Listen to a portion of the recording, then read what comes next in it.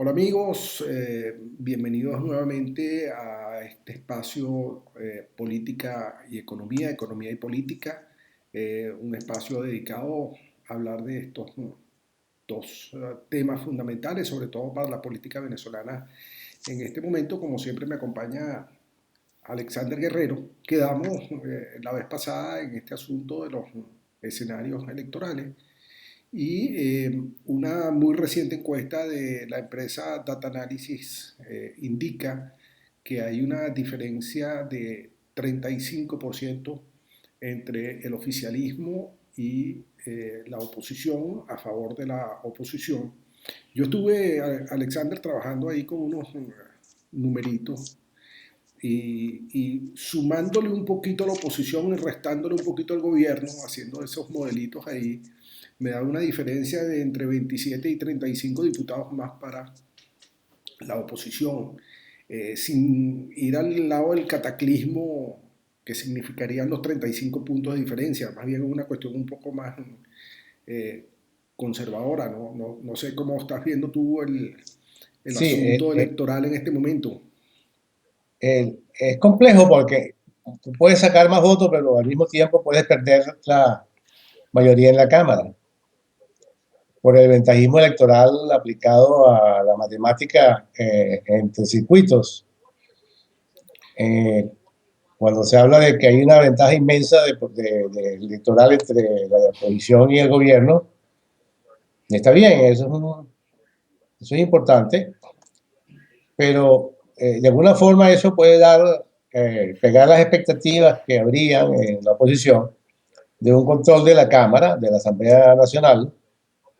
Eh, Sin embargo, pudieran no reproducirse ese 35% de diferencia en 35% de diferencia en términos del número de parlamentarios.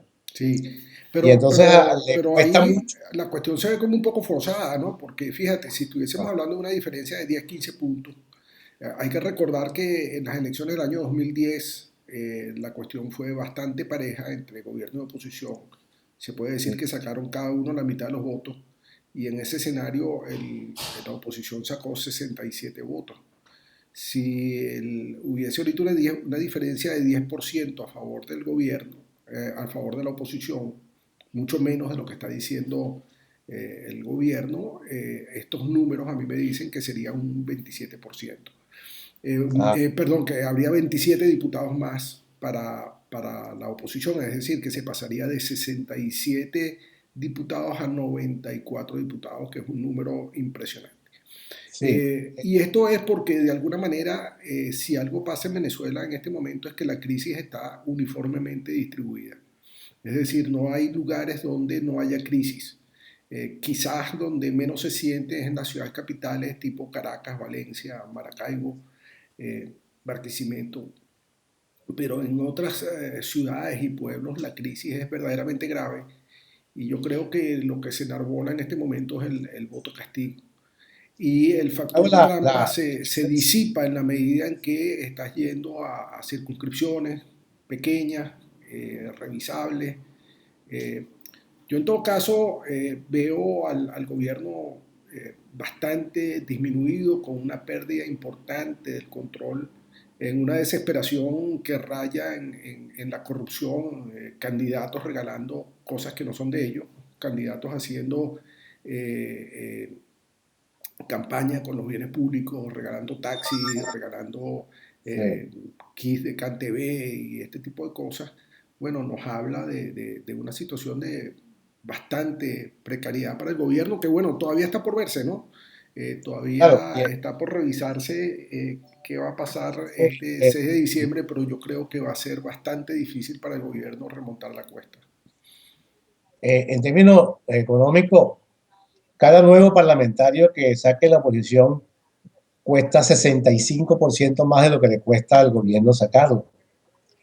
Es decir, un 35% de ventaja tiene que verse, va a generar una mayoría simple por parte de la oposición, pero en condiciones normales electorales, sin que haya el fraude sostenido que ha habido con el cambio de la legislación electoral, eso representaría 65 puntos de ventaja, ya de por sí la mayoría absoluta de la Asamblea Nacional. Ujú.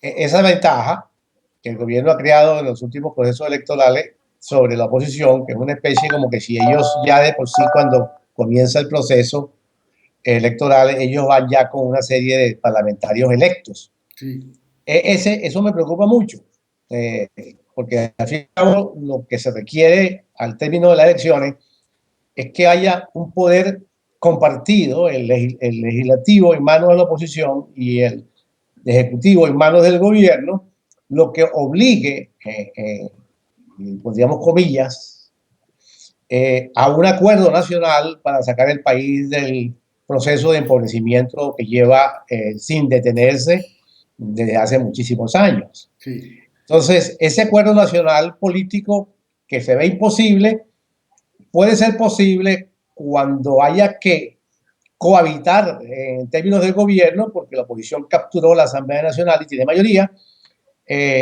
puede entonces influir sobre la política pública, pero creo que al final lo que va a traer es una crisis política terrible. Todo lo contrario, porque el gobierno da señales y los políticos inmaduros señales de que ellos, bajo ningún concepto, estarían dispuestos a compartir el poder o a gobernar en conjunto o ir a un programa de salida de este esquema de ruta en el cual pues Maduro pues, nos ha colocado en nombre de una guerra.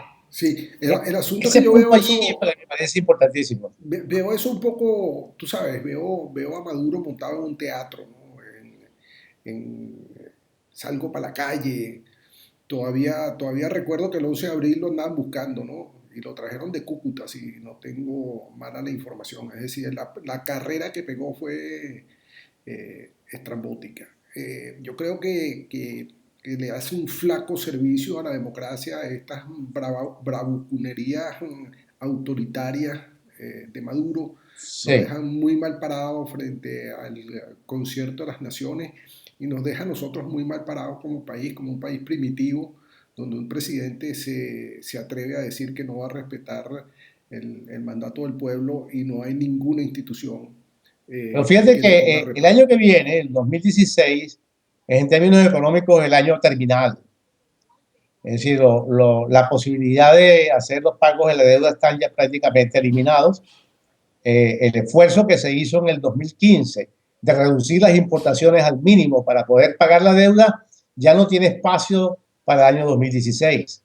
Bueno, Eh, Todo eso, eso va a explotar. El 2016 es un año donde va la economía ya pierde cualquier elemento de sustentabilidad en el muy corto plazo y entonces el colapso que venimos sintiendo desde el año 2013 para acá no es que llegue a su fin y tocamos fondo, no, sino que el proceso de empobrecimiento continúa a un punto tal donde probablemente Venezuela se vea exigida de una emergencia humanitaria, que es el temor que yo tengo de que tengamos que salir a importar alimentos en un tipo de emergencia porque realmente el país ha llegado al fin en términos de poder mantener el país comiendo, dado que el 72% de los alimentos son importados y que no sí. hay divisa para importarlos. Ese es el fin. Si el gobierno no ha entendido que allí tiene que entenderse políticamente para hacer un cambio, entonces la expectativa del país, como tú la pones, es terrible. Desde el punto de vista político, ya caos, y desde el punto económico, una especie como de quiebra, un Bueno, colapso. Alexander, vamos a dejar para una próxima emisión este asunto de la cohabitación, que la gente lo malentiende, lo malinterpreta, y Sí. cómo entonces sería este año 2016 y las medidas que obligatoriamente habría que tomar para evitar que el país caiga en una situación, como tú dices, de necesitar un rescate humanitario. Nos volvemos a ver dentro de pronto. Abrazo.